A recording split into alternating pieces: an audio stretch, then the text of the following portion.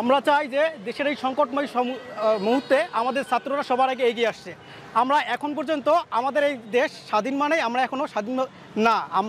আমরা চাই আমাদের দেশকে আমরা এগিয়ে নিয়ে যাওয়ার জন্য যে সংস্কারমূলক যে কাজগুলো আছে আমরা ছাত্ররা একসাথে কাজ করব, আমরা এগিয়ে যাব। জি আলহামদুলিল্লাহ, আমরা এই কাজের সুযোগ পেয়ে অনেক গর্বিত বোধ করতেছি এবং আমরা পরিষ্কার পরিচ্ছন্ন কর্মসূচিতে সবাইকে আহ্বান জানাচ্ছি যেন সবাই এখানে আসে এবং আমাদের সাথে একভাবে কাজ করতে পারে। আমরা সবাইকে আহ্বান করছি আমাদের এই কর্মসূচিতে যোগ দেওয়ার জন্য।